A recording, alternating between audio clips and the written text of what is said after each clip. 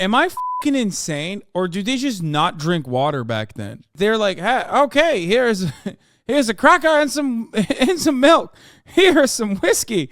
Like, the first thing that they offered him was coffee. Did they not invent water yet? What's going on in Kentucky?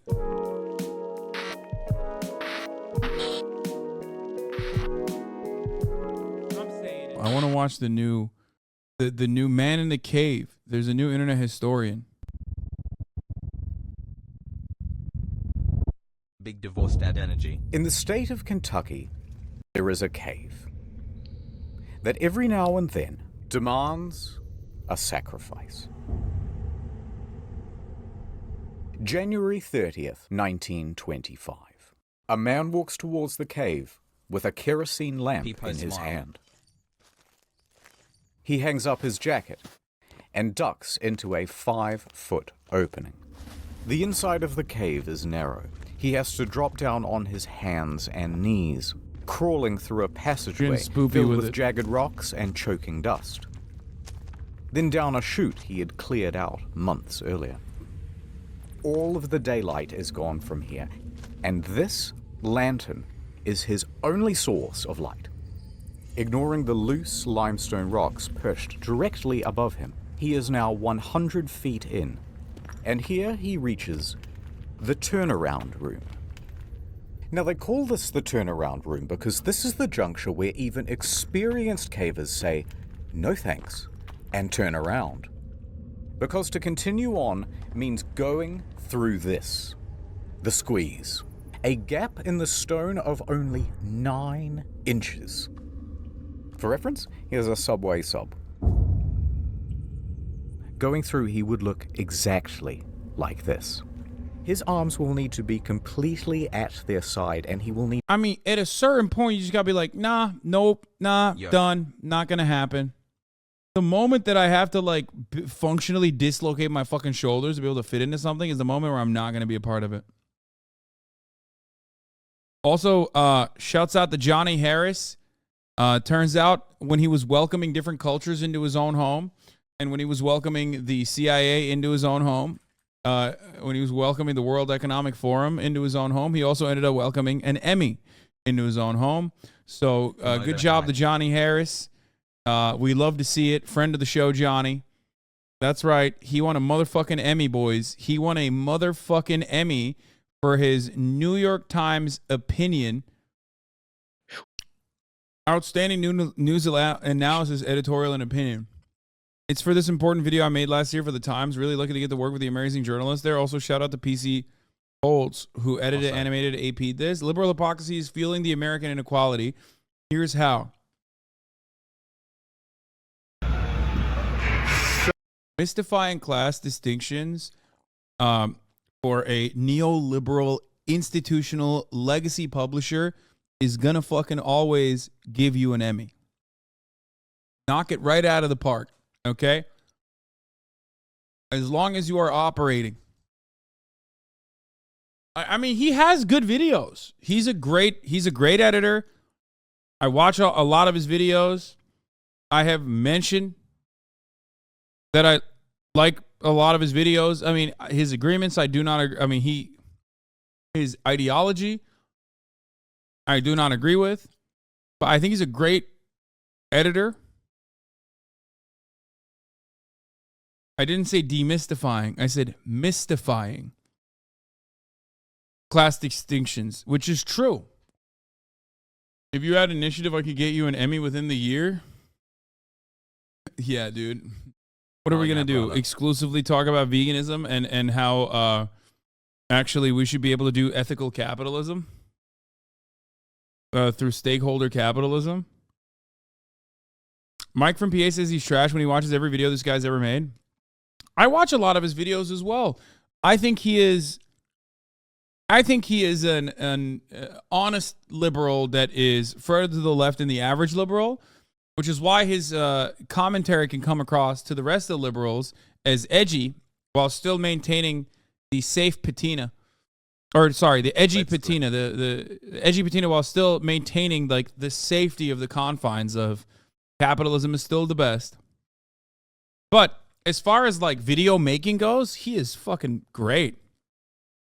He's great. He's a really good video maker. I mean, I've said this so many times.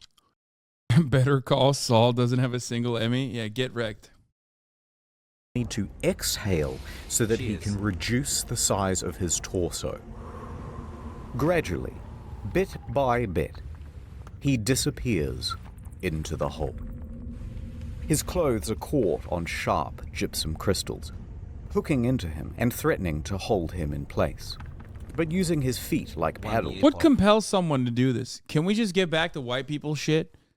What compels someone to do this? Why? The moment that like the hole is too small, you're not a rat. You're a human. What compels you to go into this tiny hole? There's something wrong with people, man. He pushes through. I hope my GF He reaches stays with a me after wider meeting you in opening TwitchCon. at the other side, then crawls forward towards a ledge. Illuminated here is a 10-foot drop. A rope is already secured around a boulder, which allows him to rappel down. His worn-out leather shoes touch the ground. This is as far as he can go, and it is time for work to begin. I mean, isn't he cooked at this point? He can't even go back up. What he is working on is another opening. At the moment, it's too small for anyone to fit through, but he will chip away at it until he can shove himself right through the other side. Because on the other side is this.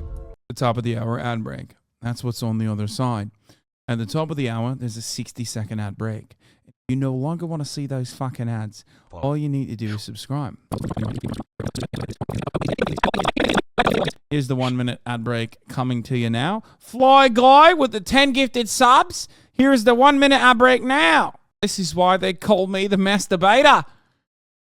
Because I'm the master debater. Hi, A handsome. magnificent and This is why you won't get an Emmy? That's hurtful. That's hurtful. I don't think that's the only reason, though. otherworldly cave structure that will be irresistible to tourists. Wait, what the fuck? What the fuck is this? Top of the hour bot? Dankies, 9 chatters rated this ad segue a 3.8 out of 10. Good attempt, Hossie Sag. What just happened? What the fuck? How long has this been going? I haven't even noticed it. It started at 9.9. I'm getting performance 17 months ratings, and no dude. brain What the rot, fuck? Incredible, Hossie. Glad. 52 chatters rated this ad segue an average of 2,124 out of 10. Quarterly performance ratings for Hasan. Every day for months, he has been removing rocks from this crevice. To him, Wait, how did he get out? this is all just routine. So he eases further into the gap. Carefully, he contorts his body through. Rocks compress the sides of his torso so close that his arms are pinned to the side of his body. He once again paddles his feet to inch down. Then, about halfway, he stops. The lantern. It's starting to dim. 27 months. He will need to go all the way back to the surface to refuel the thing. He sighs. He slowly shuffles back out, pushing the lantern with his shoulder. Then, oh no. Ding, crack, darkness. He has knocked over the lamp. You're in the rookie hole, dude! And it has broken. Now, the man didn't panic. He had been caught in the dark before, and he could make his way back by feel alone. So he continues worming out, leveraging his foot against what he thinks Respect my is man. the cave wall. But that is not the cave wall. That is in fact a rock protruding from the ceiling. As soon as he puts his weight against the rock, it breaks loose. A solid piece weighing 15 kilograms lands directly on his ankle. It aches. But he's okay. It doesn't feel as though his ankle is broken, just badly bruised and caught underneath the rock. So he shuffles to move the rock away. Suddenly, gravel. A lot of gravel. It falls onto his feet, Alright, he's dead. his legs, his torso, and the weight of it all forces the wedged rock deeper into the gap underneath his foot. Pinned. He tries to push forward. He cannot. He tries to inch backwards. He cannot. He is stuck. dead. This is Sand Cave. This man is Floyd Collins. He is trapped in absolute darkness, 60 feet deep below the earth, all of his limbs held in place at the very bottom of this. No. I mean, see, here's what it is, okay? I'm sorry to say this, but you fucked around and you found out, okay? Fucked around and you found out. I can't for the life of me figure out a way or a reason to do that, okay? You literally fucked around. Why would you fuck around like that? Too horny. You wanted the kavussy and the kavussy collapsed on you, okay?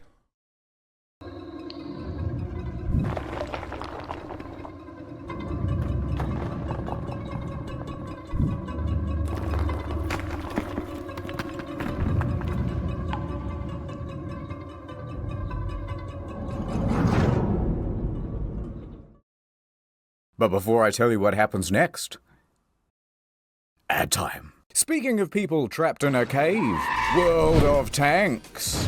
World of Tanks is not only the best... No. Get it. Ad over. Collins is still in the dark, unable to move. His left arm was pinned underneath his torso, his right wedged by the rock ceiling above. Beneath him, sharp crystal shards dug into his skin. Ice thawed, traced across the ceiling, and dripped down directly onto his face, pooling underneath him. The water was... That's not the worst. Wait, isn't that like literally, isn't that called Chinese water torture? But it's not the worst because at least he has like, 8 months of stolen at least he can get go. like, water. Is it Japanese water torture?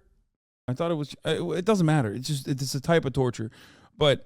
at least he has water so he can survive for longer. No, that's not waterboarding. Waterboarding is not torture, my friend. It's called enhanced interrogation, just like the immigrant detention facilities are just overflow facilities, and they're not actually just slave camps for migrants that we have trapped.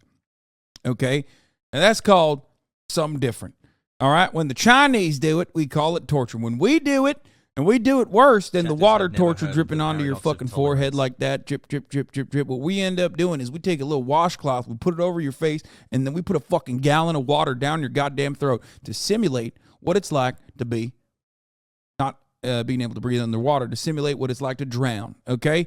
Now, that's called enhanced interrogation, and it was very much a failure across the board. Not a singular piece of workable intel was conducted under the American espionage activities that they did at black sites, which no longer exists is what the government says, but they still certainly do exist. Even the Chicago Police Department had one, that they had an operation under Rahm Emanuel's mayoral rule, but that's an entirely separate subject. Let's get back to the video itself. A consistent 54 degrees. Floyd tried to breathe calmly in the concentrated dark. When he did attempt to shuffle, more gravel and rocks would tumble from above and pile onto his feet, so nothing would work. He clawed at the cave walls till his fingertips were bloody, and he realized that there was only one option left. Call out for help. But wait. Who is Floyd, and why did he even go into a dangerous cave? Floyd has been exploring the caves of Kentucky since he was merely 6 years old. And as he grew up, he gained a reputation for being a very daring caver. He would dive into some hole on one side of town and emerge miles away on someone else's property. Conspiracy Theory Thursday, literally not a single thing I said was a conspiracy theory, for the record. But I think you know that already because you're saying waterboarding and you're saying Guantanamo. What's up? He grew up and he became... But that's understandable, chatter. American war crimes are so horrific that a lot of normal people are like, there's no fucking way they're that gruesome and brutal and awful. Also, Cancer can wait for the Queen. Thank you for the 5 gifted subs. Cancer can wait for the Queen. You're right about that. R.I.P. to the Queen and R.I.P. to you as well, my friend. Thank you, though, for the 5 gifted subs. Here is the continuation of the fucking video. Embroiled in the Kentucky Cave Wars. Now, there's way too much to go into here, but the summary version is there's this huge network of interconnected caves called Mammoth Caves. It's actually the largest cave system in the world. And there's a city right in the middle of it, Cave City, real name. So, of course, there are dozens of cave entrances on private property all over the place. Now, farmland in this region has very poor soil, and things do not grow well here. So, cave tourism as a source of income quickly became the prominent thing. However, a problem. There are a very large number of caves, but there are only a limited number of tourists.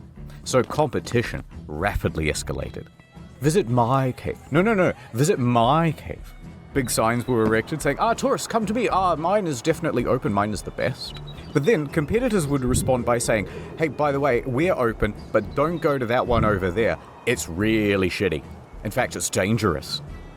This kept going further. By the end, they were blocking off the trail to each other's property, beating each other in the streets, and hiring people called cappers who would dress up as policemen and tell tourists, no, you can't go in there. That what? No, it's illegal.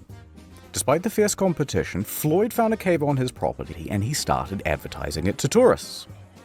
Of course, very few came. All right, he thought, what if I found something really special and unique? Then surely people would have to come to my cave to see it. So he kept exploring and exploring. Bro, Kentucky is so funny that there's just literally nothing. They're like, bro, look at this cave. Man, these people really had nothing going on in their lives other Can't than... go in there. They had nothing going on. They had this and racism. You know what I mean? Which kind of makes sense. Like at that point, there's just, you have this, you have look at the cave, and you have look at racism. And he started advertising it to tourists. Of course, very few came.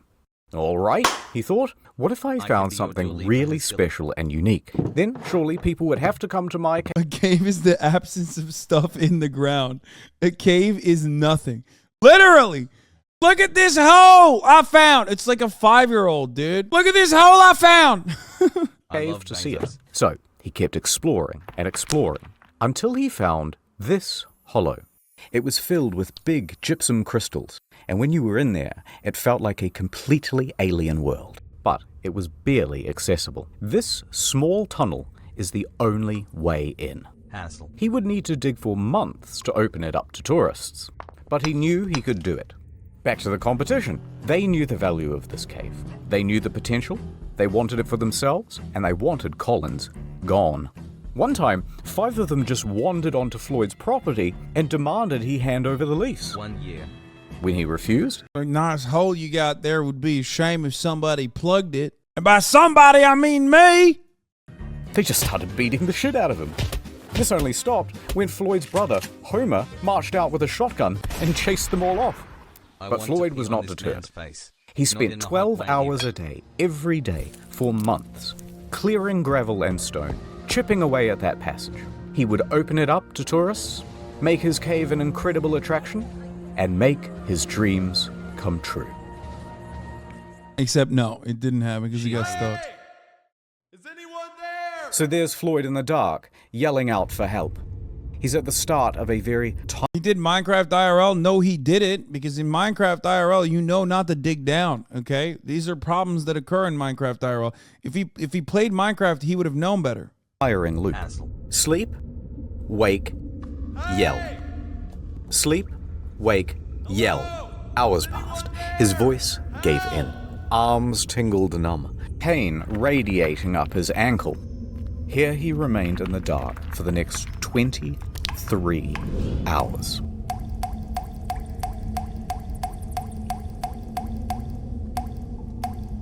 Quickly you might wonder, how come no one's come for him after 23 hours?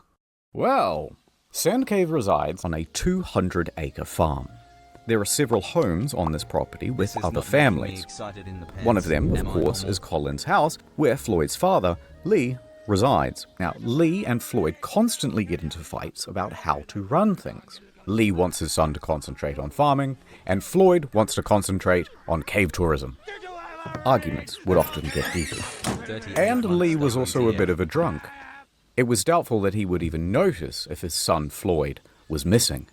Also not helping things, Floyd regularly lodged at 2 other homes on the farm. So when he didn't return to one host, they would presume that he was staying with the other. And, even worse than that, he had recently spent 30 hours in a cave. So disappearing for this length of time wasn't seen as abnormal. Regardless, around the 23-hour mark, a few locals started to suspect that, hey, something might be wrong, and they went to check up on him. And here, they spotted his jacket still hung up. Unusual. They went deeper. However, there was only one person small enough to make it as far as the turnaround room. This was a 17-year-old Jewel Estes. He refused to go into the squeeze, but it was close enough to call Collins' name. Floyd! And Collins yelled back. Yes, I'm here. Estes emerges from the cave. Okay, we know he's trapped, and we know where he is. So, locals started to gather outside. Out of my way, say a bunch of men who would each show up and take turns heading into the cave in an attempt to reach Collins. But once they reached the turnaround room, Nope. they would fail I to agree. reach him, emerging from the cave, soaked in mud and cursing. Out of my way, they would say as they were heading in the reverse direction. So a few more hours passed. Word would spread around town. Dozens of locals from Cave City started to gather outside. Subprimal energy. Oh my god. Oh my god. This presents an opportunity. An industrious mind would use this moment to sell tickets to see the man stuck in the cave. Oh my god.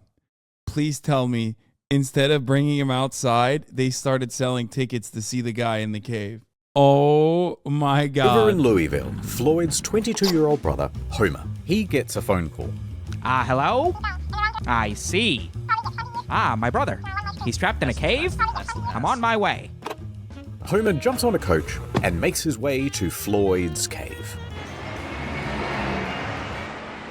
Homer struts up to the scene. Dozens of men are standing around outside. He ignores them all and marches right into the cavern, still wearing his city clothes. He makes his way in, down the chute, through the narrowing passages, down on his hands and knees towards the turnaround room. And when he arrives, he does not hesitate. He squeezes into the hole, scrambles his way through to the ledge on the other side. He sees Floyd below and slides down to meet him. Floyd! Sup? Right, probably wasn't that casual. Oh, thank God you're here.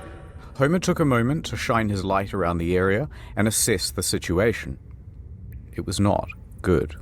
This rock formation is going to prove almost impossible to work around. Alright, so let's have a look. Floyd is here. The rock is here, pinning his ankle.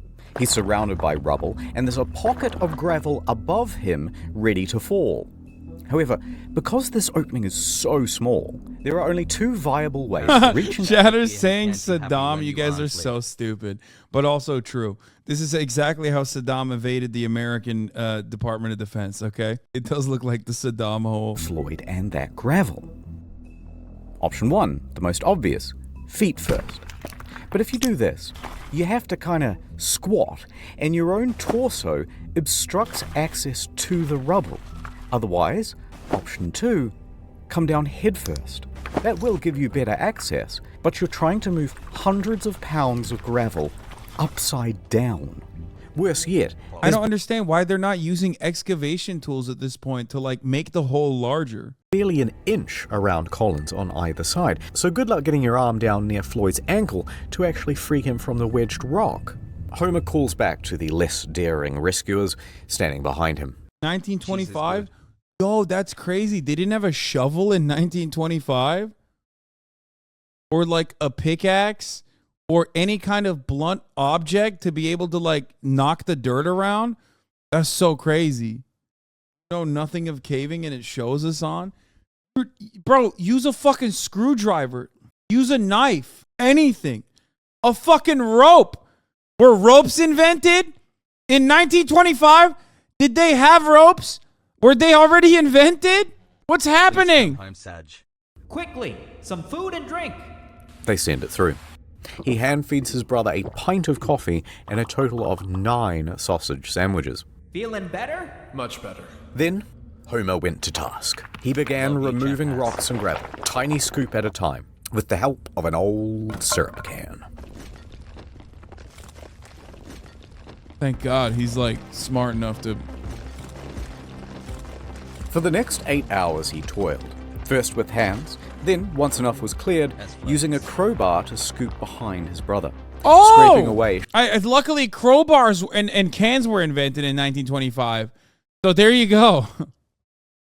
Luckily, there was some tools. Everyone in the chat was like, Hasan, shut the fuck up. It's too narrow to use any kind of tool whatsoever. Suck my dick, chat. Sharp protrusions as he went. It was slow progress. Virtually futile. As soon as he removed one rock or scoop of gravel, another would tumble from above and land in the new absence. And it was exhausting work. By sunrise, Homer's arms and back were knackered. His lungs burned. He was losing hope. Homer emerged hours later, shivering violently, skin bruised from his fingertips. But the cave barely yielded at all. However, something new. By the time Homer reached outside, he was greeted by a sea of approximately 100 men and women standing around, drinking, squabbling, and talking big game about how they too were going to save Floyd. The press was also present to help people gawk from afar. Now, Homer recuperated at a small tent near the cave's mouth. I knew it. Strangers immediately crowded around him to ask innocent but, frankly, frustrating questions, and offer unsolicited, obvious advice, as well as wildly impractical solutions. "He should try untying his shoes," said one. "No, we should send him down with a contortionist who's got a mallet and a chisel. We should jerk him off, right guys?" Alright, I made that third guy up, but you get the idea. And they started to argue with each other about their plans. "Hey, how about using dynamite?" One clique formed, insisting that it was a great idea. And another saying, No, the explosion will kill him, and the weight of the new rocks will surely crush him. They fought for a while until they started arguing about gas torches. Bro, this is literally Twitch streaming. This is open market Twitch streaming. When you have a 10-minute follow mode. Okay? I can suggest like the most obvious thing, the most obvious problem, and Twitch chat will be like coming up with the most like ass backwards fucking grab your left ear from the right side solution. Straight up, this is Twitch chat. Let's just put mustard on him. Which will cook him or asphyxiate him, or the gas will poison him. But by far the most common suggestion, of course, was amputation. Never mind that the foot itself was unreachable, and never mind what the blood loss and shock would do to Floyd's weakened body, and never minding even more that Floyd was strongly reluctant to the idea. Whatever you do, don't cut my foot off. All of the squabble would not have gotten on Homer's nerves, except that not one of them would just brave the damn cave and continue shoveling away the gravel. The formula was always the same. Brave heroes go in with food and supplies, then reach the turnaround room and immediately lose their nerve, then dump the food just outside the hole, and then return back outside and go, "Oh, absolutely. No," he says, "Thanks for the food. Thank you so much. Yum, yum." No one would go through that squeeze. Dozens more men would try. Wait, what? Okay.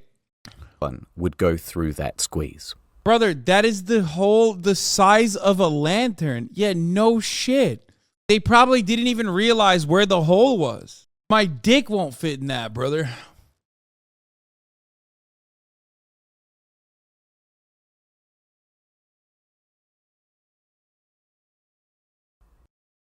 Dozens more men would try.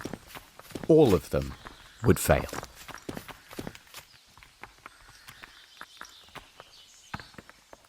February 2nd, 9 a.m. So far, Homer has been the only person to have reached Floyd. And that would continue to be true until here we are at the Louisville Courier. There's a spirited young newshawk named William Miller. He's talking to his boss, and he's trying to convince him that it's a great idea for him to cover the story of the man trapped in the cave. Listen up, boss. I'm hearing talk of a man in a cave. He's stuck down there, and I want to get down there too. Get to the nitty-gritty, you hear? This is an opportunity for some good PR, Miller. I'm in. but I want us to sponsor that rescue. Picture this. Man saved from cave by Louisville Courier, the finest newspaper in the state. That'll drum up plenty of business. 24-carat idea, boss. I'll make it happen. I'll get down there toot sweet. So off Miller goes to Floyd's cave. Back over at the cave, Homer is sitting outside trying to recuperate as Miller wanders up. He glares at the man in his city clothes and answers every question with either a grunt or a one-word answer. Yeah. Sure. Finally, he gestures to Sand Cave. Listen, you want more information? The hole's right behind me. Why don't you go take a look yourself? Now, Miller is only 21, but he is a slender and determined man. He takes on the challenge.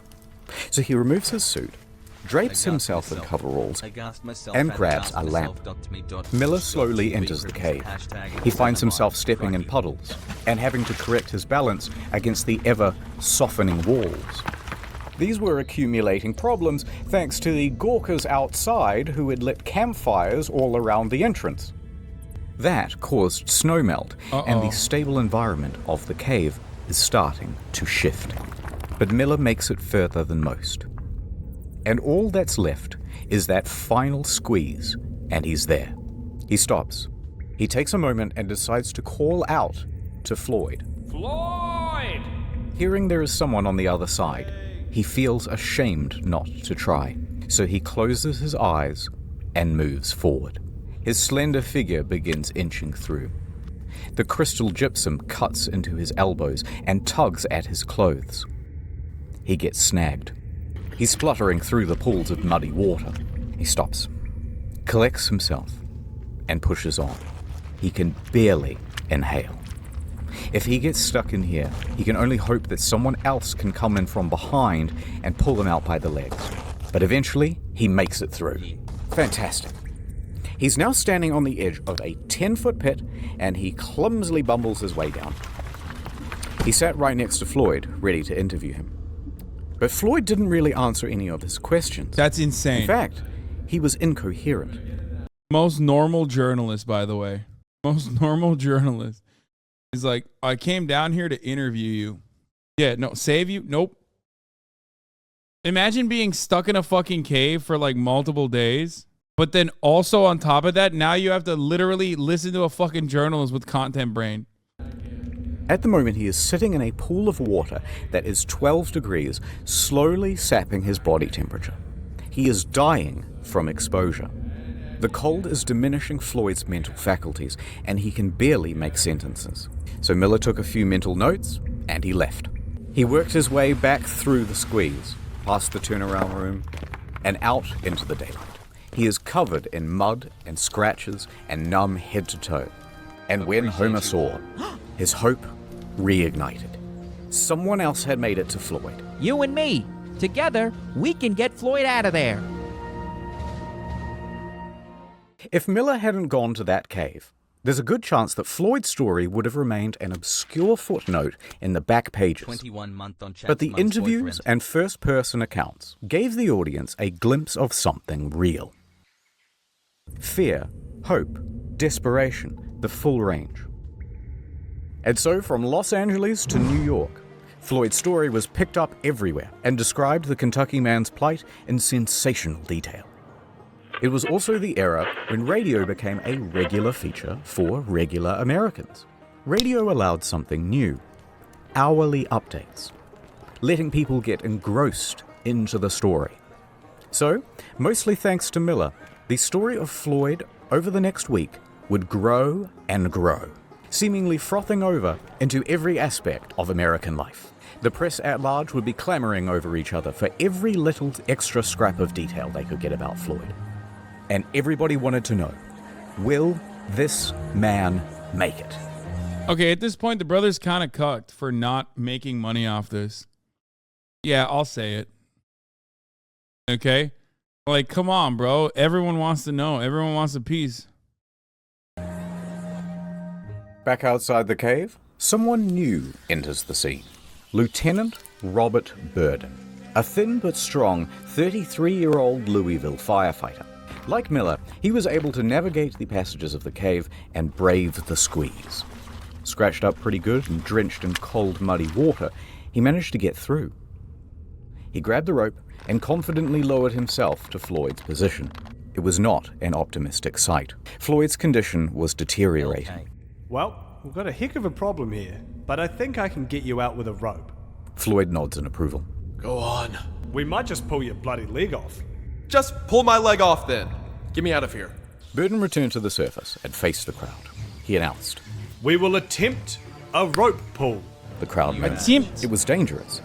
It would certainly break his foot and could. That's so crazy that it's been like a week. And this is the time. It's been a week and they're finally like, maybe we should do the fucking rope thing. Thank God. Thank God ropes are now invented, okay? Wasn't invented before, but thank God they're now invented. So that's why they're like, yeah, let's do the fucking rope thing, mate. You know what I'm fucking talking about? Let's do the fucking rope thing, mate. Altogether pull it off. If there are jagged There's a reason why Kentucky keeps voting for Mitch McConnell. Yeah, bro, even in 1925, these motherfuckers were on some dummy shit. rocks, you'll fillet the poor man. Amongst the crowd, a doctor stepped forward. A rope pull could stretch his internal organs and cause them to rupture. You'll kill him. But Floyd is dying of exposure down there. The situation is becoming desperate. Burton put caution to the side. The time for strategy is over. Bro, Kentucky invented fried chicken and that's it. Since then, nothing good, okay? They got one W in a history of 500 years of just like dumb shit, okay? Now we try brute. I guess bourbon too. Tubbo! I DM'd you and you didn't DM me back when I said, do you want to do? Oh, you did DM me back. Never mind. It's sure, man. But then we started the internet historian video. False.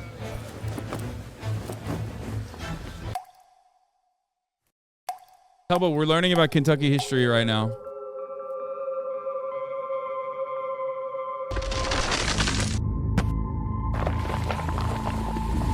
What? What the fuck just happened?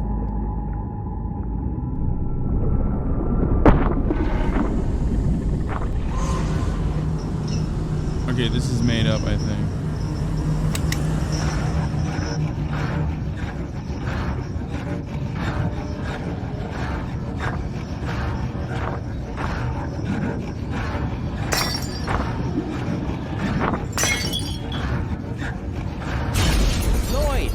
Floyd, we're here. We're gonna get you out of here. After 79 hours in the cold water, he is delirious, fading in and out of consciousness. Homer It might be real. We don't know enough about Kentucky. That might have been real. gave his brother some coffee and fed him a couple of ham sandwiches. That warms him up and gives him a bit more energy, and he comes back to lucidity. Oh, much better. I'm gonna put the special harness around you. Burton and Miller, they're here too. We got 3 more boys right up the cave. Honestly, the most respectable brother in existence. Like, Marat would have left my ass down there and probably would have made money off of me. Straight up. He would have been like, he literally would have been like, yeah, your dumbass is stuck down there. Can't do it. Sorry. Too busy making satellites and stuff.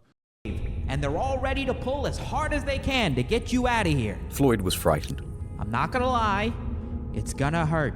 He gave his brother some whiskey and a strong sedative to calm his nerves, and also to help him withstand the shock in case his foot is destroyed. Floyd took the opportunity to appreciate being surrounded by friends and family. Go on.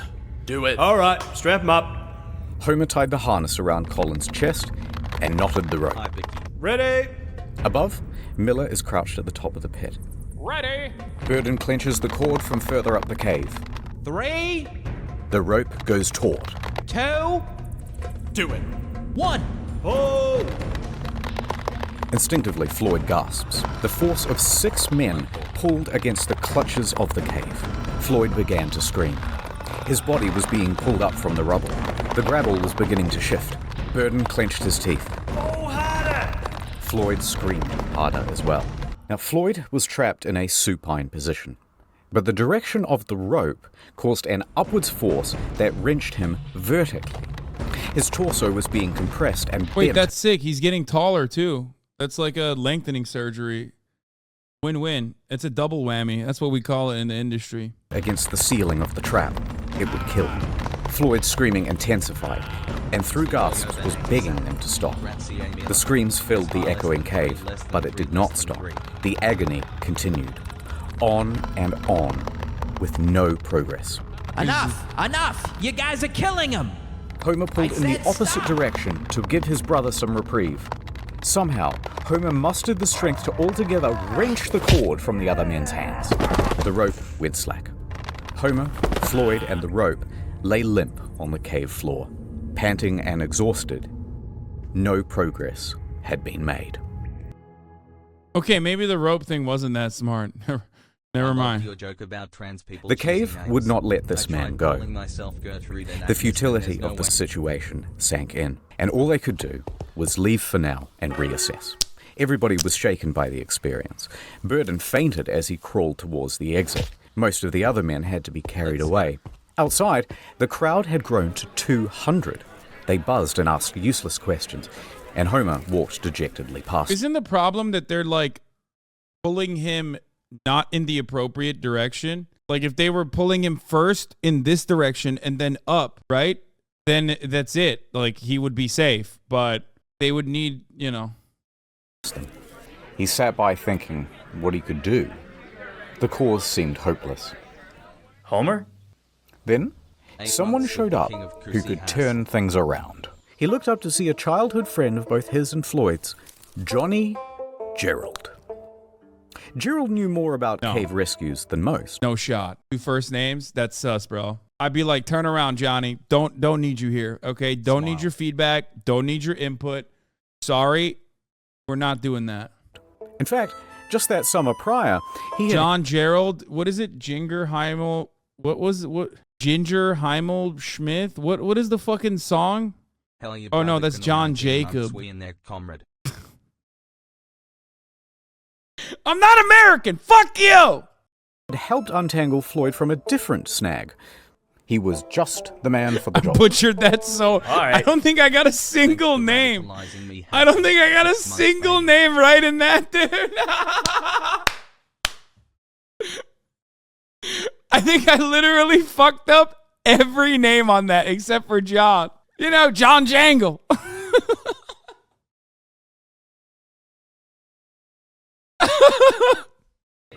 Let me go see him. Well, look who it is. Floyd perked up immediately, thrilled to see Gerald. All right, let's see what we can do. Gerald jumped down. For the next 3 hours, Gerald went back to the original plan of prying away rocks. His stamina was good, and progress was surprisingly good as well. For several more hours, he continued, just moving stone after stone. New one would fall in its place, and he'd move that one too. By midnight, he had enough room to shift position and clear some of the gravel that was at each side of Floyd's body.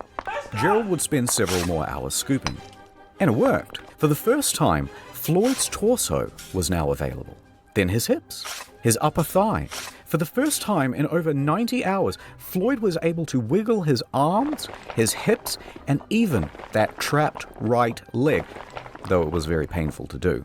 In that one session, Gerald managed to move a half-ton of rock, but there was still a lot more to go, and that rock by his foot was still holding him in place.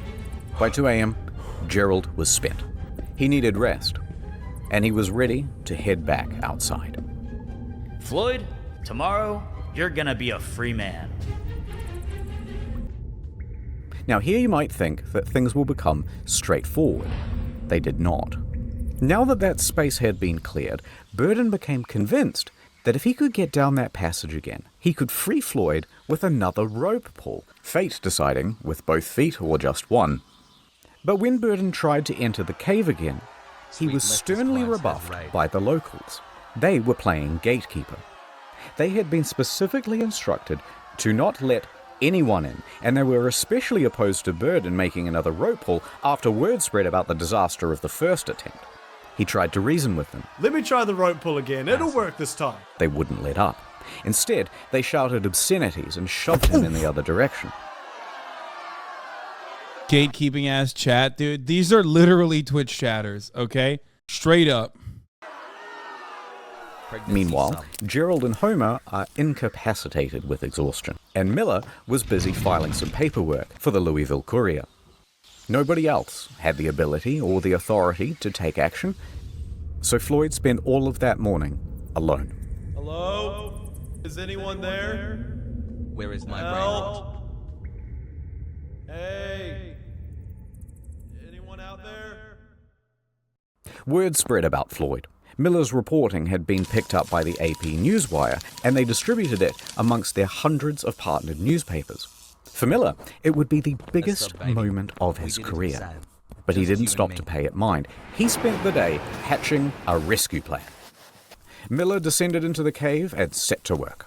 When he entered, he found that the team before him had strung light bulbs all through the cavern, leading all the way down to Floyd. Very handy. A bulb was also put around Floyd's neck to keep him warm and make sure that he was never again left in the dark. Miller popped down to Floyd. Ah, Floyd, fancy seeing you here, buddy. Reusing that syrup tin, he started offloading gravel into buckets. Those buckets were then passed up and down the cavern. And so it went on for the next 2 hours. Miller stopped for a break. He took some bread, milk, and whiskey, and sharing it with Floyd, they started to get... Okay. Am I fucking insane, or do they just not drink water back then? Like, every single piece of... Like, they're like, hey, okay, here's a cracker and some milk. Here's some whiskey. Like, the first thing that they offered him was coffee. Like, when his brother Homer came up and was like, well, here you go. Here's some coffee. Did they not invent water yet? What's going on in Kentucky? Get to talking. Floyd had been in that cave for over 100 hours now. And seeing everyone working together, Floyd was overcome with a sense of hope and relief. And so he began spilling his heart out to Miller. Here is what he is quoted in the newspaper. I believed I would go to heaven. I can feel that I'm to be taken out alive and with both my feet. I kept thinking, what would happen if the rock above me would fall? At Hasanabi, It caused me to shudder. I kept thinking to drive my mind to something else, but it wasn't much use. I couldn't do much to help those who came to help me, but I knew that a lot of people were willing to do all in their power. It gave me courage. Tuesday morning, I thought to myself, 4 days down here, and no nearer freedom than I was on the first day. How will it end? Will I get out? I couldn't think of it. I have faced death before. It doesn't frighten me, but it is so long. Tell them I am not going to give up. Tell them I'm going to fight and be patient and never forget them. Meanwhile, Floyd's story kept growing. Pedestrians would gather around corner store windows to read the latest bulletins. The press began using giant typefaces, commonly only reserved for declarations of war. Churches in all of the nearby counties were holding services for Floyd. Theaters even... That whole smells like piss? Brother, that whole smells like fucking... Okay, that whole smells way worse than Liver King, okay? I'll tell you that much.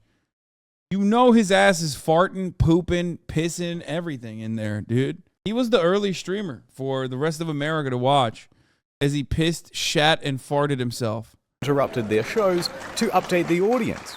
Now, at the time, President Coolidge was in charge, and his Secretary of Commerce was a geologist, Herbert Hoover. Now, Mr. Hoover followed the story very closely, and so it was likely that the president did too. Even Congress paused session to ask about the latest news from Sandcave. By the end, the Floyd Collins incident would explode into the third largest non-political story between World War I and World War II. Oh my God. All of this excitement brought an inundation of people to Cave City. Old population, 690. Yawn. New population, 10,000. Oh my God. Hotels ran out of food. Residents turned their homes. This is like when Soda Pop moves to Austin and then everyone's like, damn, bro, I'm trying to fucking get a piece of that. Into makeshift hotels, charging sizable premiums to let people nap in their bathtubs. The banks quickly ran out of on-hand cash, and 4,500 automobiles impatiently sat, backed up for 2 miles from 20 different states to drive onto the Collins farm and turn their pristine green pastures into swampy parking lots. It's kind of wild that people were like, damn, dude, this story's so popping, we got to go to Kentucky. Like, I would not go to Kentucky, even if this shit was popping off. You know what I mean? I'd be like, people were so bored back then, dude. I swear to God.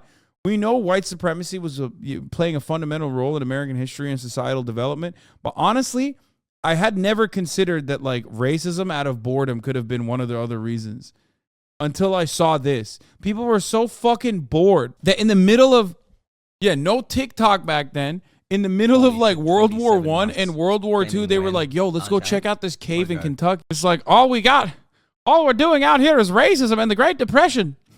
Let's go take a look at this. Check out this man in the cave. Deep below all those tourists, there's Miller, trying to free Floyd. All right, a little bit of setup. Floyd, Miller, some remaining rubble, rock. For anyone to lift the rock by hand would be impossible because Floyd's body obstructs the hole. Miller grabs a crowbar and shoves it through the gap. Now he's going to lever it off Floyd's foot. Cool. The crowbar is now wedged against the rock. Next, he takes a jack. He positions it on top of the crowbar. So also at this point, like he probably is like a skinnier man than he once was. You know what I'm saying? He's probably like a smaller person. That it will be forced against the ceiling. However, problem. That jack is you too can't big. jack gravel. It doesn't fit. Miller yells up the tunnel for a smaller one, but this took some time. And when it arrived, too small, won't reach the ceiling. But instead of sending for another one, Miller takes 2 blocks of wood and bolsters them underneath the crowbar. Right, so the It's been 4 days? Dog, you think you can... Wait, no it hasn't. It has only been 4 days? I thought this was like a week at least. What do you mean 4 days? Oh, it's hour 108. Oh my God. I thought it was like at least a week. Okay, you still can lose a lot of fucking weight in 4 days, especially... Bro, they're feeding him like 4 hot dogs a day and coffee. What the fuck do you mean? But even then, you thought 75 hours was a week? No, I wasn't paying attention. I'm actually kind of surprised that news traveled so fucking fast. Like the way he described the story made it seem like it was happening over the course of 1 week, at least. They had telegraph, they had wires. No, dude, I know it's not the Wild West, dog, but like the entire country was paying attention to this in 4 days. That's crazy. They mentioned it being in the news for a week. That's where that came from. Yeah, I feel like he did mention that. crowbar now sits higher, it fulcrums against the blocks, and the jack is sitting on top. All Miller has to do is expand the jack, which he will do using this spanner, holding it at the very tips of his fingers. Sounds easy. It's not. But that's the plan. Let's get him out of there. He turned the wrench, the jack expanded, and the crowbar took strain. The whole thing slid apart with a pang. Floyd wasn't hurt, but Miller was contorting and exerting his whole body from back to fingertip. They tried again. Same result. Miller tried a new angle. Maybe this time. The jack pressed. The tension increased. And this time, the rock moved. It fucking moved. With each turn. Bro, they should have just jammed that thing directly into his leg and cut it off at that point. Straight up. Like, there's no leg recovery at that point. You either survive and you're one-legged like a pirate, or you're just not. You know, what the fuck are they doing? The stone shifted a little more. Miller's hands shook with adrenaline, his face and body dripping with sweat. Pang. One of the blocks slipped, and the wooden tower went sideways. The rock painfully slammed back down on Colin's foot. You'll get it next time, Miller. Try again. Miller did. Again. And again. Adding blocks, taking them away, new crowbar position, change the jack position, every angle. How do you think they amputate the foot at this point? Like, bro, please come on. Dude, what do you mean? I don't understand how they don't amputate the foot. If they cut his foot off, he'd be smaller, so he could live to fit in smaller cavuses. But I'm sure that it ended up being no big deal. Or the best. I feel like, does he even have blood going to his feet at this point? You know what I mean? Like, homie's had that thing on his leg for 4 days. Yo, Sometimes I take a poop for like 20 minutes, okay? And I lose feeling in my foot, okay? This motherfucker's been down there for 4 days with a 20, 30 pound weight on his leg. Like, it's gone already. You know what I mean? Like, All while Floyd was there, cheering him on. Yay. For the next 4 hours, he tried. No progress. Miller was exhausted. He couldn't do this on his own, but he was the only one slim enough to get in through the gap. The group decided to concede for now and return to the surface. They would take just a small break, but it looked to everyone like there was a clear way to get this man out. So Miller and Burden crawled back through the mud and the whines of the cave. As they made their way through, the cave was visibly sagging. The ceiling seemed lower. Parts were harder to navigate than before, especially now with their bruised and purple hands. But they made it outside to the fresh, early morning air. And here is where they're greeted with a new sight. Dozens of soldiers. The National Guard had arrived. In addition to the National Guard, a new figure was joining the story, Henry Carmichael. Now, Carmichael was the general superintendent of the Kentucky Rock Asphalt Company. He had been on site since Tuesday, and he was appalled. oh, I got it. He's there to call he's there to call Miller a pedophile. That's it. I was waiting for this moment because, like, you have to have like a rich guy come in and call one of the people who is making an earnest attempt a pedophile and then get away with it. I assume this is the moment, right? Like, he's going to go in there and be like, you're a pedophile, fuck you, after making like a fake attempt. How primitive the rescue attempts had been. Shortly after Miller and co. had exited, Carmichael sent 2 men into Sand Cave to assess the structure's stability. They soon came back with a report. It was not good. Near the final squeeze, large cracks had formed. The ceiling was beginning to droop. Alright, so the following is a recounting of events from one of Carmichael's men, Casey Jones. Casey and another worker spent about an hour in the cave, surveying its condition, looking at the boards, the ceiling, the stability of the walls. He continued deeper towards Floyd. He was fighting against his nerves. The shifting of the rock pinged his every instinct to flee. But he heard Collins moaning ahead, so he pushed himself on. He managed to make it through the squeeze and he arrived at the 10-foot pit. Seeing Floyd trapped, he tried to ignore the pebbles that were tumbling behind him. Please, come down. I can't right now, Floyd, but I will when I get back. Behind Casey, his partner is begging to leave. Below Casey, Collins is pleading for help. Please, I'm so thirsty. Okay. Casey slid headfirst into the pit and hastily ladled Floyd some coffee. Floyd... Dude, fuck yes. Oh, are you dehydrated? Let me get you some fucking coffee, mate. rejected it. No.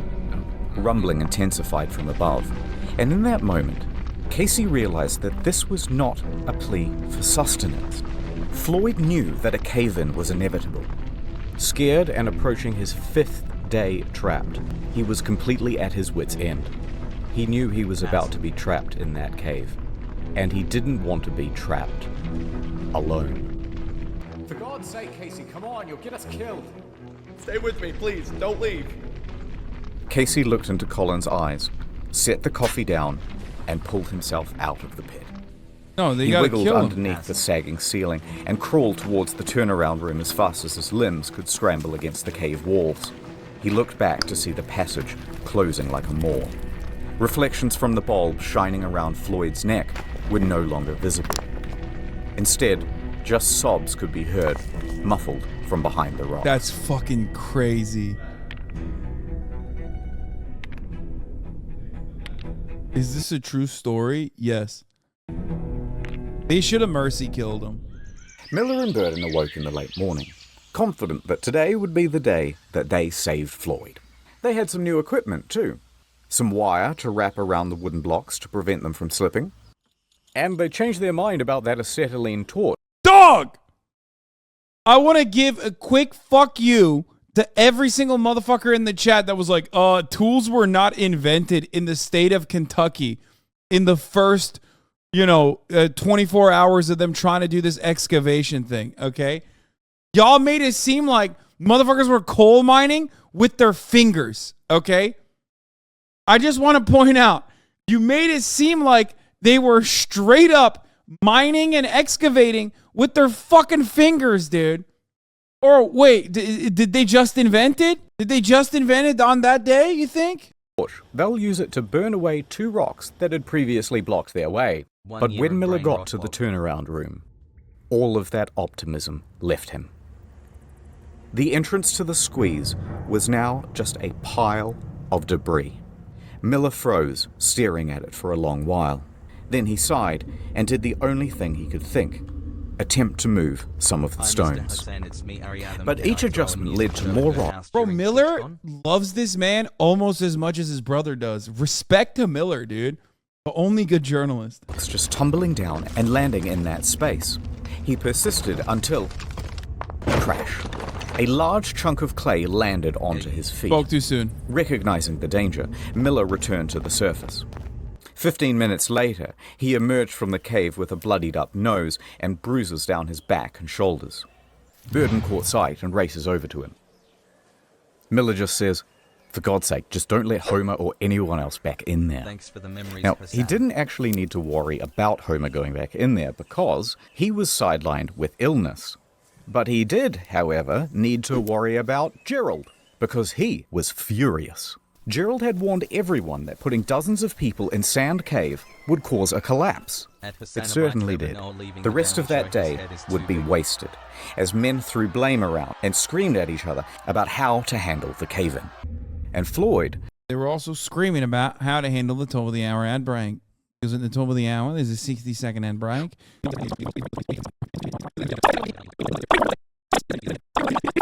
Here's the 1 minute ad break now.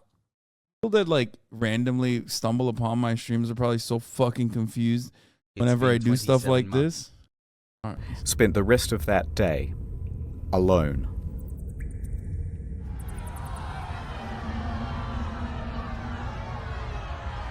The surveyors continued checking the cave throughout the day.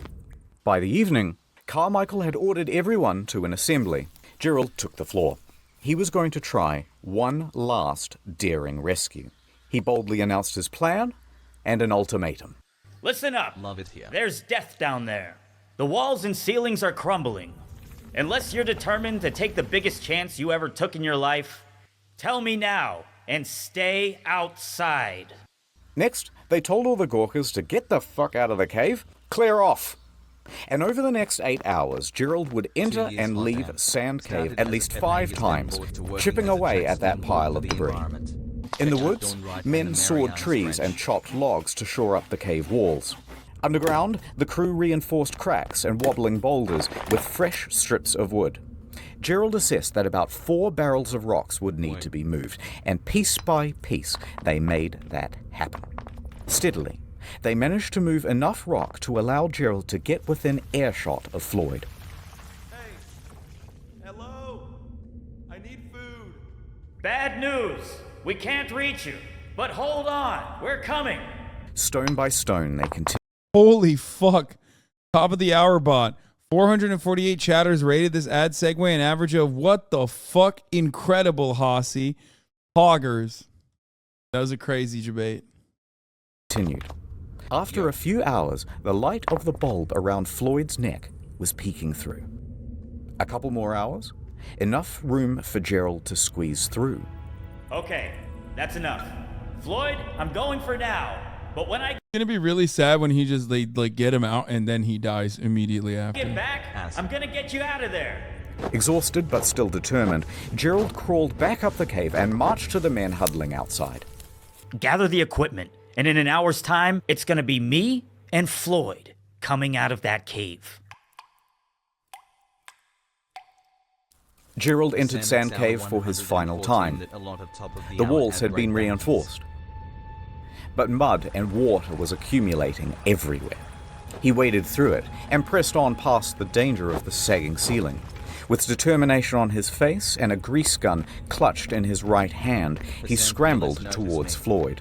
But before the final squeeze, he stopped. It was all gone. The cave ceiling had crumbled once again. Gerald stared motionlessly at the pile. Then he began to yell. Floyd! A rock disconnected from the ceiling and tumbled onto Gerald's head. Luckily, just a small one. He rubbed his scalp and called out again. Floyd! This time, a moan. It rumbled from the other side. Fearing that his friend was slipping out of consciousness, Gerald willed himself against the cave, launching the debris behind him with force. He ignored the pain from being struck on the head and clawed at the stone pile. He carried on this way for several minutes, until a sharp, heavy rock dropped from the ceiling and landed squarely on his back. No more than 15 minutes later, Gerald returned to the surface, defeated.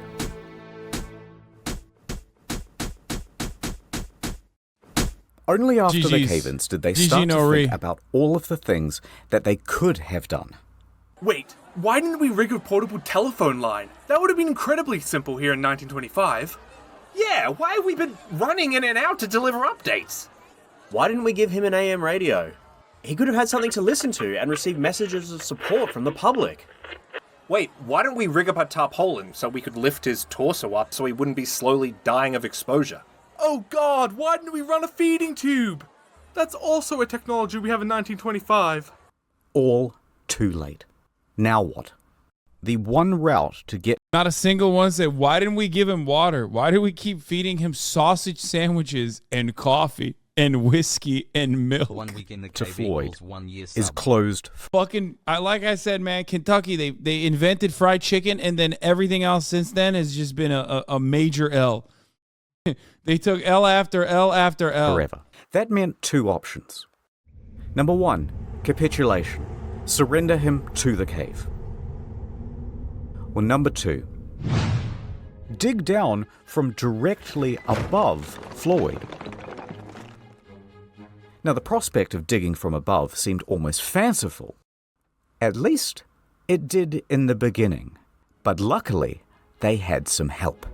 Owing to Miller's reporting, Floyd had become practically the most famous person in the country. The rescue had become a high priority for the governor of Kentucky. Lieutenant General Denhart enters the scene. He's been updated on the situation, and by the way, I just want to point out, multiple people in this chat, time and time again, every time I brought the water up, I was looking at chat, said, dude, they didn't have filtration. Brother, did they not know how to fucking boil water? Is that unironically the argument that you're making? Like, they just did not know that you could boil water in 1925? I don't know why chat kept saying this. Yo. Chat is literally so dumb. It was the fucking 20s. Your grandma was getting fucked so hard back then. Oh, this one. Lieutenant Governor Henry Denhart. He'll go on to murder his girlfriend, Verna Taylor. He's brought the trial, but the results is a hung jury. Before his retrial, Verna's brothers tracked him down and shot him to death. They were all acquitted. What the fuck? following shortly behind him is a small army Just Kentucky things, dude. of miners and engineers. He declared to the despondent crowd, "Gentlemen, I am here on behalf of the governor. The purse strings of Kentucky are open. Take this blank check and bring that man out alive." Floyd, in that cold, wet confine, could not have imagined the scale of the operation that was going on 55 feet above him. Authorities assumed control of Colin's rescue. Denhart gave Henry Carmichael the lead to dig, and Carmichael raced to get to work. He enlisted his employees, his fleet of expensive high-tech machinery. Professional groups were brought in from all across the state.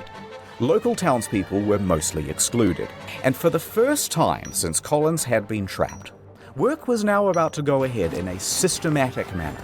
Everyone knew the plan, everyone had something to do, and everyone was working fast.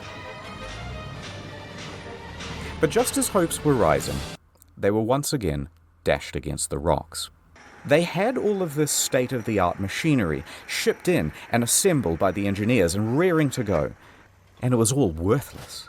See, the problem is, the cave drew air into it. These diesel-powered engines pumped out enormous volumes of choking exhaust. Within a day's operation, the cave would be filled with carbon monoxide. Wait, if the cave is drawing air into it, doesn't that mean that there's another hole out there? On the other side?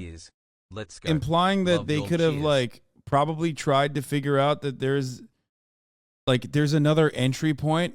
Or does it work the exact opposite way? And Floyd would be dead from asphyxiation. Just as quickly as solutions would arise, the cave would parry them away. It refused to let this man go. So engineers and miners had wasted hours assembling everything, only to realize that they had to pack it all up and cart it away. Because the digging of a 55-foot shaft would be done with picks and shovels. Carmichael didn't know much about caves, but he knew a lot about quarrying, and he estimated that his team of 75 volunteers could dig and dredge at a rate of 2 feet per hour. If they worked around the clock, they would be digging directly into the spot where Floyd lays within 30 hours. Now, was it possible that Floyd could survive for another... Wait, wouldn't that, like, unsettle the rock system 30 and then hours? possibly collapse on him? Absolutely. Let's go. The first ton was moved, and at first it was easy work. Just dirt and clay. Carmichael understood well that this was a race against time, so he watched the men closely, and if they seemed to be slowing down, even a little, they would be yanked out and immediately a new worker subbed in. Nonetheless, the pace slowed. By 10 feet, the shaft narrowed greatly, which meant that only 2 men could work at a time. At 15 feet, they hit boulders. Pickaxes went in, and a system of pulleys and buckets had to be used to cart the rock out. Tracks were even laid to ferry the refuse to a dump site. Time passed. Hours passed. Night went to day. The day was hot. This was yet another problem, because it's early February, there's tons of ice still in the ground, and its exposure to the fresh midday sun meant that the walls of the shaft were softening and the ground becoming sodden. The pace of digging slowed. It was now only half a foot per hour. Most anyone could do was watch helplessly on the sidelines and pray. Interestingly, though, there were a lot of people on the sidelines. Floyd wouldn't have believed that the space above him had turned into a literal carnival in his honor. Vendors showed up to sell hamburgers, hot dogs, and souvenirs. Families sprawled out over blankets to listen to hymns from local church groups. The local mountebanks sold moonshine and miracle cures. There was even a bloody juggler. And Old Man Lee was there, walking around, shaking his jar, and soliciting donations. But there's nothing more American than developing cottage industries for like any sort of crisis, okay? When others see crisis, an American sees opportunity. Homer and Burden and Miller during all of this. Okay, let's back up a bit. People did not properly understand exactly how Floyd was trapped, and the news didn't help much either. So the obvious question started to arise. Why hasn't he been rescued yet? Just clear some gravel or pull a rope. How is this so hard? Motive was attributed. I heard they didn't even want to have him rescued at all. I heard that they're doing all of this for publicity. And Lee's activity of soliciting donations, remember from before, further inflamed rumors. I bet Floyd isn't even trapped in there. These were all real rumors, and they got worse. You know what? I've heard he comes out at night, and then he just goes back in the morning. Other rumors included, I heard that after Floyd went into the cave, someone murdered him. Another America moment, or rather a Reddit moment. This is the most Reddit story. This is a pre-Reddit Reddit story. Once something gets to, like, once any person or any issue reaches like the terminal velocity, it is inevitable that people will start hating on him. No one has been able to evade this. I call it the Jack Harlow effect, okay? Jack Harlow got too famous for his own good, and immediately everybody started eating his ass in the QRTs. And that's exactly what's going on in this situation as well. This motherfucker didn't even ask. It's been a hell of a run. This motherfucker didn't even ask to be this famous. He just got caught in the rookie hole, okay? Others said, I think they're withholding food and water from him so he dies. This whole thing is a fraud. As time went on, it was harder and harder to ignore the hoax claims. Then, people started to form righteous mobs, claiming the whole thing was a fraud, and they started to get nasty. In fact, 2 people even went to the telegraph office and pretended to be Floyd, By the way, this kind of means that, like, even without Facebook, you still had this shit. Word of mouth was enough for people to just unironically create brigades and you know, false victimhood narratives, crisis actor narratives. It's just an American thing. I don't even know if you can get ahead of it at this point. Turns out it was us. We are the problem.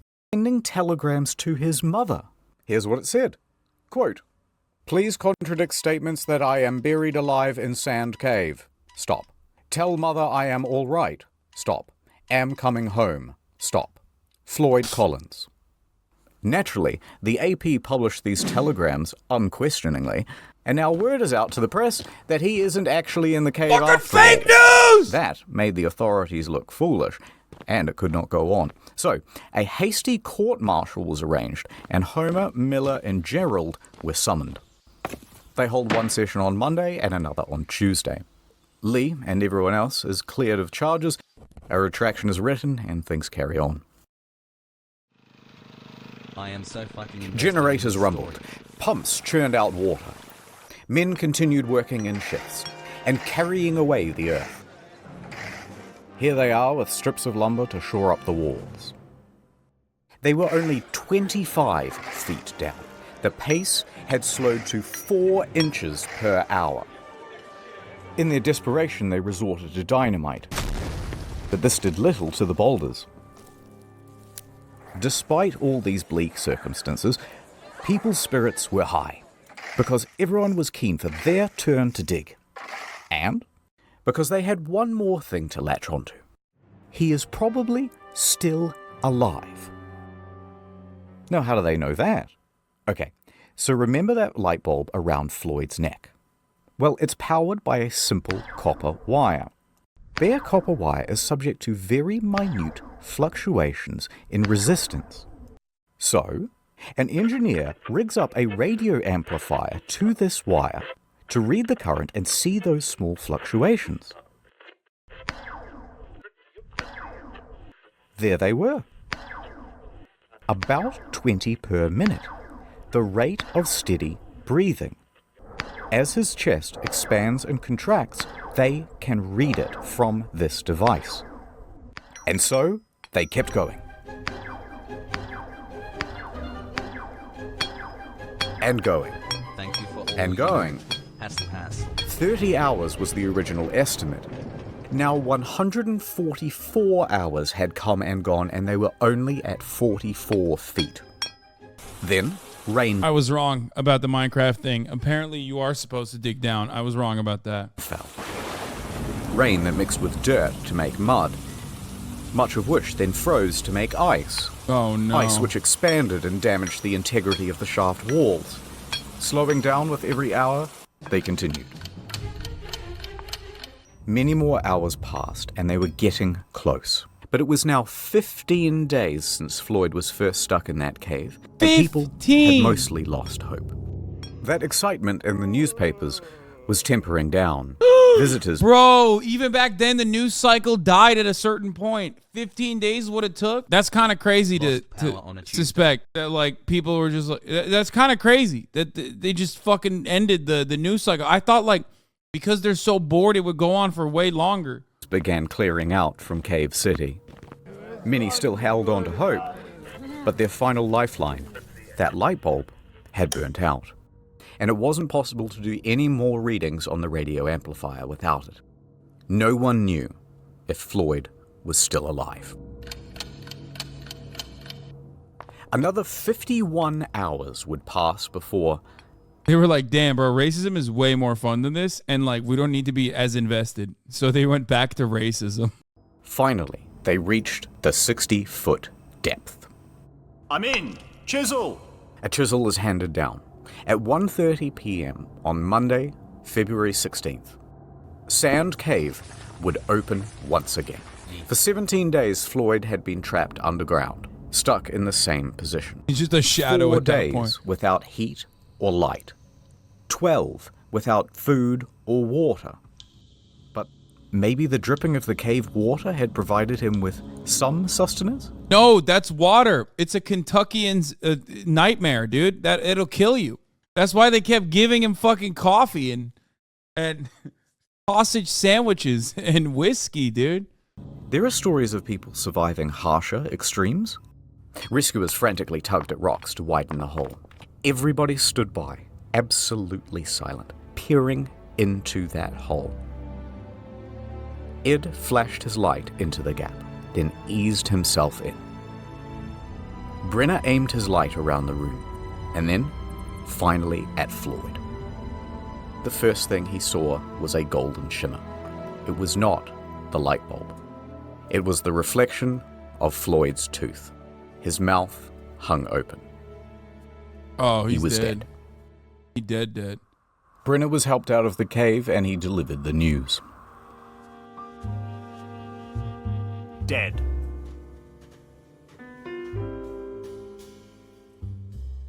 A coroner would later state that Floyd succumbed to exposure and that they had missed him by just 3 days. About the Okay, same. bro. I mean, dude, they missed him. Okay, it wasn't a near miss. Okay, I'm just saying, 3 days. Okay, he fucking died. Then it's not like they missed him by 3 hours. They missed him by 3 days. You missed.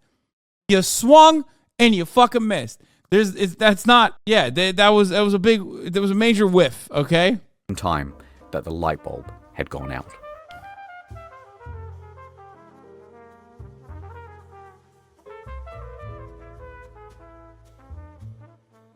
But what would they do now with the body? The shaft walls were ready to fall inwards, and risking lives to remove a corpse was seen as just irresponsible. Blow it up, dude. America, baby. What do you mean? Blow it up, turn it into a tourist attraction, make Homer make some money off this shit. R.I.P., but like, come on. So the following morning, officials made a decision. Floyd would be entombed where he lay. The cave would keep its victim. Now, this did not sit well with the family, but what could they do? The next day, they planned the funeral. The town emptied of people, and the shaft with Floyd at the bottom was refilled with soil. But that's not quite the end of the story. But if you hung on for this long, keep holding on, because things are going to continue to get interesting. What? But first, let me do a wrap-up of where everyone is and all that stuff. Context. The Collins family already had financial hardship. Locals saw Old Man Lee scouring the rescue site for glass bottles. But the owner of the land, B. Doyle, and supposed friend of Floyd, was wholly unsympathetic. He erected a sign on the highway which said, 200 yards away, the body of Floyd Collins. That's what I'm talking about, baby. Let's go. Capitalism. Then he began charging tourists 50 cents apiece for the opportunity to gander in. Also, this is a missed opportunity. Like, they should have been doing this while he was alive. They should have been doing this while he was alive to like get him to talk to Floyd and shit. Then you could have charged them more than 50 cents. You could have charged them $1 a piece. The hole. It's 100 years later. B's dead. Let's call it even. Also, remember those claims of Kentucky being an open purse? Crazy. Well, the state reneged on the deal. They refused to pay many of the rescuers, and most of them went home without any compensation. Some of them did make some money out of the situation, though. They lucked into vaudeville gigs and roamed the country, giving their first-person account. Miller, however, received an astonishing offer, a $50,000 contract from the Chautauqua Lecture Circuit, equivalent to the better $810,000 in 2022 money. That's crazy. part of $1 million in today's money. He declined. He continued to work at the Louisville Courier-Journal. Dude, what is up with this guy? He's like the last honest journalist in America, and then everything went downhill. That's crazy. He declined $50,000. The following year, his coverage of Floyd's story earned him the Pulitzer Prize. Now the brother, Homer, he needed money and he agreed to do that vaudeville circuit.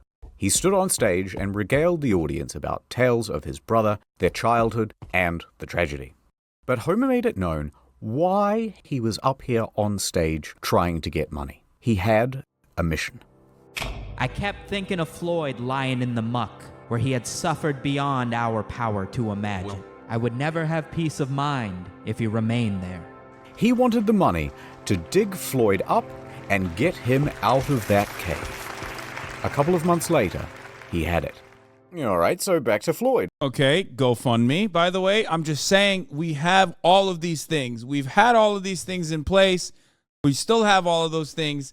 Nothing has changed. America is still permanently in 1925 Kentucky.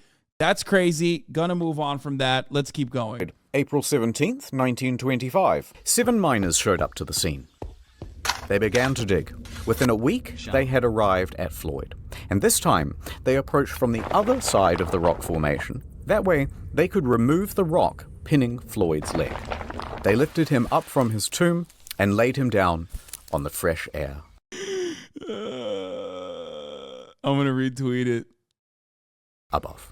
April 26th, 1920. You're going to get banned, by the way, for that, anti-piker.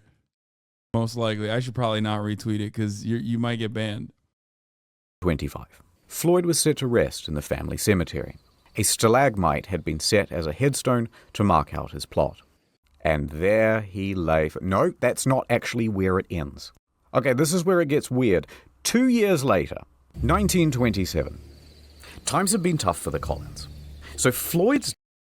Wait. Sorry. 1925. Floyd was set to rest in the family cemetery. A stalagmite had been set as a headstone to mark out his plot. And there he lay. No, that's not actually where it ends. Okay, this is where it gets weird. 2 years later, 1927. Times have been tough for the Collins. So Floyd's dad sold Sand Cave to a dentist named Dr. Harry B. Thomas for $10,000. Now, Homer begged him not to, because at the time, the government was starting to buy up tons of land in the area and turn it into national parks. They had to pay at a very competitive rate. But Lee was becoming a bit old and senile by this point, and frankly, it's doubtful that he cared about Homer or Floyd or anyone else for that matter. It's 100 years later, he's dead now, let's call it even. So, the point is, in this land sale with Thomas, Lee agreed to a very odd clause. And that clause said, everything on that property belongs to Thomas. And should he wish, for example, to exhume a dead body and re-embalm it and put it on display in something really tacky like a glass coffin inside a cave, maybe, then that would be his prerogative. Lee signed, yes. And Thomas did exactly that. Doyle made Floyd's corpse a tourist attraction. That's right. Okay, we're back to being boring. We're back to people so bored that they're doing unimaginable things, okay? Unimaginable cruelty. The value of life is lower than it has ever been. What the fuck? Content was unhinged in the 1920s, man. They were just like, fuck it. Look at this dead body. Come check it out. 2 bits of gander. Come and wonder at the incredible dead man who died in a cave. But to add insult to injury, it worked. Visitors returned to Sand Cave to gawk morbidly at Floyd.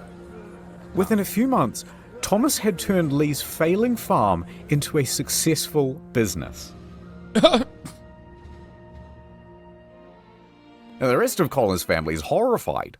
They try a number of times to get Floyd returned to them, including through the legal system. But somehow, incredibly, the judge ruled... I love that, dude. Contract law is so fucking open and shut. It's just like they're siding with capital at that point. They're like, nope, that's just business. You sold off the body, my friend. In Thomas's favor. And so, there he lay for the next 2 years. To meet my parents finally.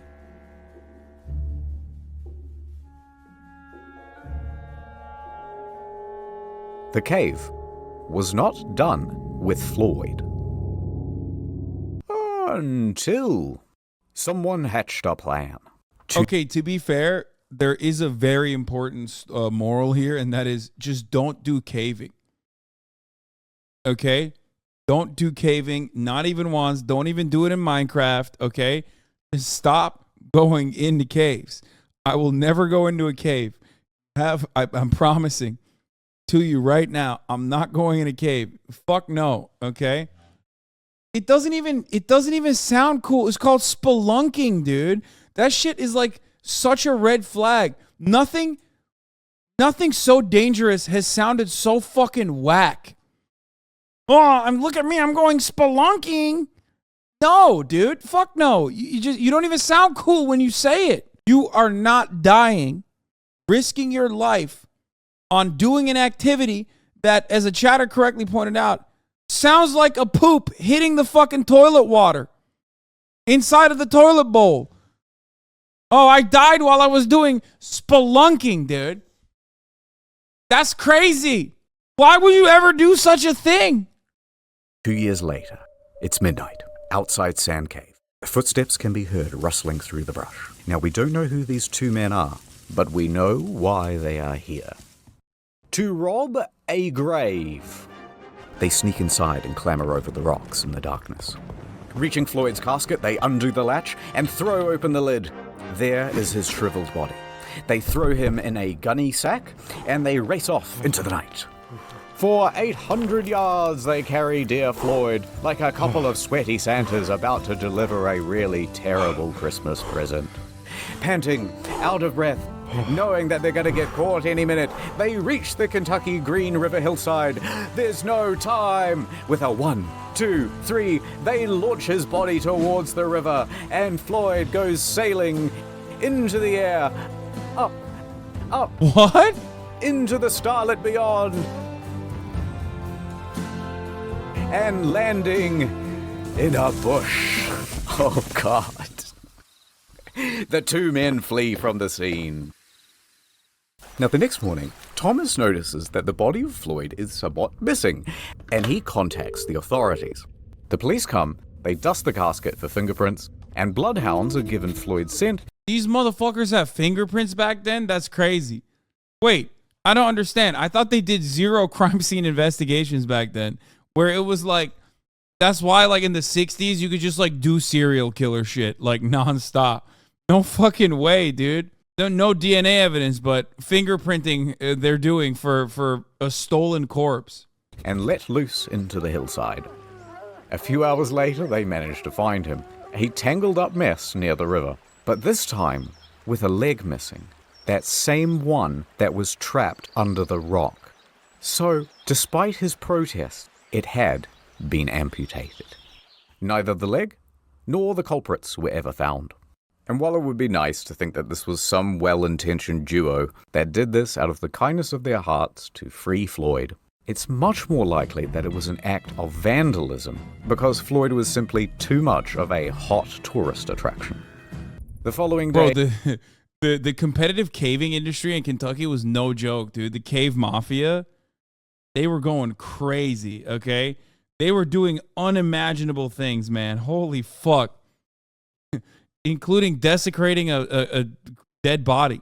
Floyd was cast back into the cave, back into his box, and it was covered by a metal lid, surrounded by a metal chain, and locked with a padlock. He was now more trapped than he had ever been. This cave had spun fate once again to make sure that its victim would never leave. How was he not just bones? They embalmed him. They literally fucking they pulled a Lennon on his ass. They like basically, you know, they turned him into a walking attraction. And so, time passed. Floyd's body would continue to decay. The rot from his body would eventually rot the casket too, and every decade or so, it would need to be replaced. A few years later, he was no longer on display. But even then, he remained in that box for many more years. In 1961, Floyd... Bro, this shit happens to me. I'm haunting the fuck out of everybody, okay? 7 generations minimum. I'm coming back. First, I'm doing quirky little things like, ooh, you just misplaced your keys. I'm one of those like whimsical ghosts, okay? And then later down, I get more and more vicious. Day in, day out, dude, okay? First, oh, you lost your keys. Guess what? Now I'm like moving stuff around the house. You're like, what the fuck? Oh my God, it's a ghost, okay? And then I'm starting to drop large items on top of people's heads while they're sleeping. Final Destination style, okay? Full-time job, dude. I'm not going to heaven. God could be like, hey, Hasan, we're sending you to heaven. I'd be like, nah, dude, I got some unfinished business down here. I am so fucking vindictive, dude. You don't understand, okay?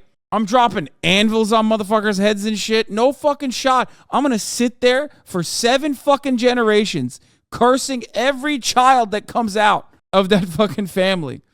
Yes, back in the 20s, God had a mid-Atlantic accent. That was what the accent was for everyone. That's just how God spoke back then. It was like, oh, it's crazy. Hasan, come up to heaven. We welcome you. I was like, no, fuck that. Floyd's Cave was purchased by Mammoth Cave National Park, and it was closed to the public. There would be no more visitors.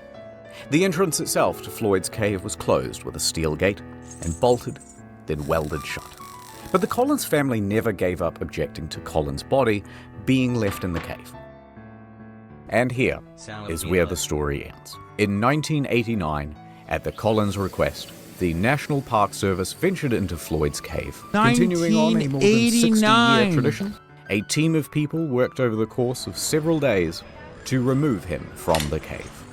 They took him out, left the cave, locked it behind them, and laid Floyd to rest at the Mammoth Cave Baptist Church Cemetery. After 64 years in Sand Cave, he is now finally at peace. Is he? End. Is he though? Because I don't think he's at peace, man. Thank That's you crazy. to Wendigoon as Floyd. If you don't let me out, I'm going to hire a gang of hitmen to come to your house and kill your family. Samito as Homer. The BTS meal McDonald's bag that has I'm McDonald's hungry. and BTS. Shut the fuck up and eat some BTS, bro. Ordinary Things as Miller. I'm enthusiastic, but would ultimately duck out the back exit. Rusty Cage as Gerald. Wait. Ordinary Things is the only person I've ever seen wear a VR headset and not look like he's crying. How is he capable of doing such a feat? Very, very impressive.